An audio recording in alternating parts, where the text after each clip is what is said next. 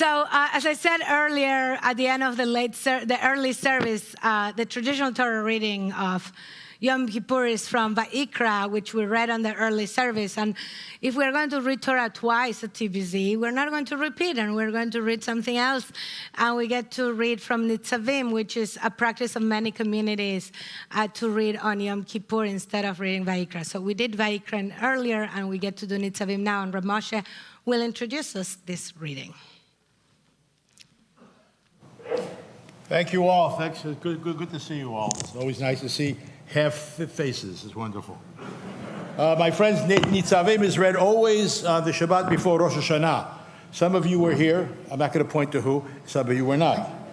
So there are 4 basic things to look out for when we do the readings. The first one is this: you are present, all of you, this day before Yud He Vav He. Your tribal heads, your elders, your officials, every householder, your children, your wives, even the stranger within your camps, from the woodchopper to the water drawer. And why are you here? To enter into a covenant. This is sort of a second Sinai event, if you will, in which your God, Yud He Vav He, is concluding with you this day with its various sanctions. In order to establish you this day as God's people, and in order to be your God, has promised you and has sworn to your fathers, Abraham, Isaac, and Jacob. And it says, I make this covenant with the sanctions, not with you alone, but with those who are standing here this day before our God, and those who are not here today as well. We have something in our tradition, as in the United States, it's called the Constitution. I was not in 1789 in Philadelphia, right? But I still have the Constitution, even though I wasn't there. Same thing here with the Torah. You may not have been there, but it lasts forever. So that's one thing to look, and that's the idea of the fact that you have to create as inclusive a community as you can. Here it was, everyone had to be there together, because ultimately the great strength of our people has been the capacity to make a community. The second is an interesting and very bizarre and very enigmatic kind of sentence, and you'll be reading that as well. Just pay attention. Hanistarot ladonai Eloheinu v'niglot lanu levanenu ad olam lasot et kol divrei haTorah zot. And this is an interesting concealed acts. Nistarot concern our God, but with overt acts, it is for us and our children ever to apply all the provisions of this teaching. Again, it means that we have an active role in keeping Torah alive, and there are certain things we will never fathom. And this is an interesting balance. I'll only spend a few moments with that, because you could spend hours on each one of these with so many different commentaries. But I would say what we're seeing here is, how do you create a balance between a revealed religion, right? It's been revealed to us, and you'll see in a moment that we have a responsibility because it was revealed for us, and the concealed, the divine realm, that allows Torah to function as a covenant accessible to all Israel, while allowing for, if you will, a crucial sense of mystery and awe. Well, religion has to have both. Judaism did a very big job of making sure that everybody took on. It may be a burden, but we had this crazy idea that everybody had to perform mitzvot and had to learn how to read and write. That was radical, by the way, a radical idea. But we believe that was important. The revelation was meant to be literally revealed to us. And God knows other things, mysterious things, that we are not privy to, and that's really wonderful. Because if we knew it all, we'd be as more arrogant than we are now. So that's one thing to look out for, the nistarot. Another one is an interesting one. I will bring you into the land your fathers possessed and shall possess it, and I will make you more prosperous, more numerous than your ancestors. And then it says, then your God will open up your heart, but the term in Hebrew is not will circumcise your heart. Notice that language, circumcise your heart, right? And keep the divine commandments and laws you recorded, etc. And what is the reason you want to circumcise the heart? Is because you want to bring people to a place of love. And like the Brit Milah, the circumcision, which reveals something, takes something away to reveal it, here you're circumcising your heart. You're allowing something within your heart to basically emerge, and you want to expose it. So an interesting term. You'll read it in the context in a minute. Then we have, and this is probably for me one of the most important passages in all of the Torah, and it says, since you are heeding God's word and keeping the divine commandments and laws that are recorded in this book of this the Torah. I think when they meant Torah, they meant the book of Devarim. I don't think they meant the 5 books. It took a long time for the 5 books to come together. And God will basically return to your God with heart and soul. And this is very important. Pay attention to this. Surely, and I'm reading from not a great translation, but whatever. Surely this instruction which I enjoin you this day is not too baffling for you, nor is it beyond reach. It is not in heaven that you should say, who among us can go up to the heavens and get it for us and impart it to us that we may observe it? Neither is it beyond the sea that you should say, who among us can cross to the other side of the sea and get it for us and impart it to us that we may observe it? No, the thing is very close to you, in your mouth, in your heart to observe it. This idea of accessibility has never been more available than today. Google has helped us a great deal. At no time is it possible for someone to come to the rabbi and says, Rabbi, I would wish to be more involved, but I am ignorant and I don't have access. I don't have access to the holy books, to the commentary, etc. No more excuses, friends. Everybody has access. I don't think you could understand it even in English, perhaps, but whatever. But you have access. And this idea of accessibility is not only true for our intellectual lives, our spiritual lives, but it's for our communal lives. We make this synagogue as accessible as it could possibly be. And that's very important, to be inclusive and to have all of the possibilities of our receiving this Torah and making it ours. Making it ours. And that's very, very important. And then, of course, perhaps one of the more important verses you probably have heard many times, I call heaven and earth to witness against you this day. I have put before you life and death, blessing and curse. Choose life if you and your offspring should lead. To love your God, heeding God's commands and holding fast to God. For therefore you shall live, and therefore you will have the opportunity of making these choices of choosing life. Who wouldn't choose life? Maybe if you're suicidal, or maybe you're, God forbid, in a situation of such a tremendous pain that you would like to have your life end. But most of us will probably say, yeah, life, that's good. That's good. And why do we choose life? Because we have an idea that life is so important that we created this concept, the rabbinic concept called pikuach nefesh.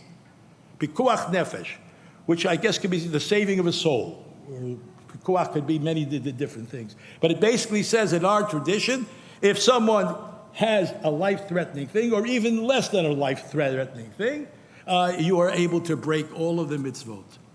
On Yom Kippur, if someone needs to eat, of course, if someone has to be brought to a hospital, you're not only doing it because you're a nice person, you are observing a mitzvah. There's a mitzvah that's choose life. And that became an important ingredient in many, many parts of our tradition, and really shows a tremendous idea of that our ritual life is important, but it's not more important than life itself. Just a few more comments. We have a very interesting koan, not a kohen, but a koan, K-O-A-N, from one of our more illustrious rabbis that many of you may even have heard of.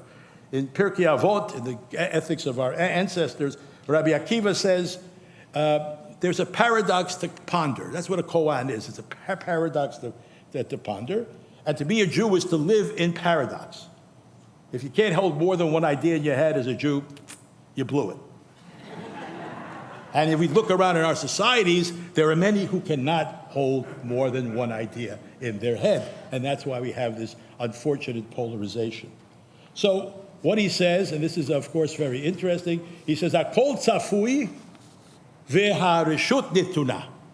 Everything is seen or foreseen or determined, if you want to use that term, but permission is given for every person to choose. Hakol tzafui ve'hareshut nituna. As said it before, there are mysteries, nistarot, that we are not privy to. We don't know what the grand plan is, the big picture, where we fit into it. We are privy only to the choices that lie in front of us, what road to take, despite what Waze tells us. We decide when we shop, what schools to attend, who we match ourselves with. Even God, who makes the matches in heaven, they say, we still have to do the work of finding our beshert. We still have to do the work of finding our soulmate, our friends, and our companions. Now, this is not a time to go back to Philosophy 101 in college about the paradox of free will and determinism. How many remember that, right? It's one of the first things you do with philosophy, and it's the most frustrating thing, so they want to show you how philosophy can frustrate you. But we know that somehow both are true. There is free will, and there's also determinism. We're determined by our genes, by our society, by all that's around us, by the pressure our parents put on us, whatever it is. We have a certain amount of free will, but things are determined. But yet we make choices all the time. We make choices all the time. The doctrine of free will, and I'll end with these two things. I promise to be short-winded. It's hard for me, but I try. This doctrine of free will was reiterated by two of our greatest medieval rabbis, Rambam, Maimonides, and Rashi. By the way, Maimonides, I-D-E-S, means son of. Okay, so if you're it's Ben Maimon. The son of Maimon is Maimonides, and I'm required as a rabbi to at least mention Maimonides at least twice a week. It's in the contract because he's what can I say? He was remarkable. So Maimonides, in his Chilchot Tshuva, the laws of repentance, he says, free will is granted to every human being. If a person wants to follow the good path and be good, the person has the power to do so. If he wants or she wants to follow the evil way and be wicked, they are also free to do so. Let it not occur in your mind, he says, that God decrees at the birth of a person that he or she shall be good or evil. It is not so. Every human being is capable of becoming righteous like Moshe or wicked like Yerovam. Yerovam was one of the people who broke away and created the northern kingdom after the reign of Shlomo HaMelech. Every person is not predetermined to be wise or foolish, merciful or cruel, miserly or generous, and with all the other traits. There is no one to compel him or her or to decree what he or she is to do, nor someone who pulls him in one of these paths. Rather, it is he or she themselves who turns towards any path that he desires. Total free will, according to Maimonides. Rashi, of course, Rabbi Shimon ben Yitzchak, who he lived more in, Rashi was an Ashkenazi Jew and Rambam was a Sephardic Jew. Rashi discussed this issue in a commentary on the words of Rabbi Hanina. Rabbi Hanina in the tractate of blessings, Barachot. He says, everything is in the hands of heaven. This is what Rabbi Hanina says. Everything is in the hands of heaven except the fear of heaven. Paradox, right? Tough to get. Everything, right, is in the hands of heaven except for whether you accept that reality, that it's all in the hands of heaven. Everything which happens to a person, Rashi says, is in the hands of God, such as whether the person is short or tall, rich or poor, wise or foolish, white or black. Everything is in the hands of heaven, according to Rashi. But righteousness or wickedness do not come from God. This God handed over to human beings and gave before them two paths, and a person should choose people should choose for themselves the fear of heaven, he suggests. And as we reenact the process of dying today by refraining from earthly comforts, we die to our old selves, and at sundown, we will be resurrected. Anybody has been here for Ne'ilah, right? We come back to life here, right? It's amazing. The second wind, boom, takes us, right? So, in closing, I want to put before you life or death, good or evil. And I'd like you to observe the mitzvah of choosing life. But what does it mean to choose life? What does it mean that we are choosing? What are we choosing? What is being alive all about? And this daunting existential question faces all who choose life. What is being alive all about? So we have a context in our reading today that will say that we have the capacity to choose life. But what then is a good life? How do we make a life a good life? Being alive itself logically is nice. It's like saying when we ask people to practice meditation, it's wonderful that you are somewhat conscious, but are you really awake? Are you really awake? So what is a good life? Well, first of all, a good life may not be a tranquil life.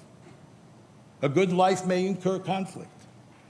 A good life may include our needs and striving and our ego needs as well. A good life may incur disappointment. But a good life is also bolstered by love.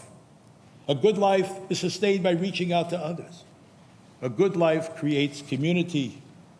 A good life is peppered with joy. A good life builds towards the future. A good life stands on the shoulders of all those who have come before us. A good life has moral demands. A good life invokes a code of ethics which is ours, that we own from our sages and our tradition. As the Parsha will tell us, it's in our mouths. We can taste it, we can ingest it, we can make it part of ourselves. Now, I am certain this is only a small and partial list of what it constitutes a good life. So make up your list. Choose life. And let's pass on that life. The life, being alive, being lively, let's pass that on to the generations that come. Choose life and live it fully. Choose life and know that this life is basically the greatest gift you have. And if you are a parent, if you have children, you've passed that life on already to another generation. But you have to let them know what is a good life. And the best way to do it, and I don't always do it, is to model that good life. To model that good life so your children will say, I think I know what a good life is. I saw my parents live that life. So I wish us all a life that is built on Torah, guidance and teaching, avodah, practice, and gemilut chasadim, the capacity to reach out beyond ourselves and to help those around us. Gemar tov, gemar tov.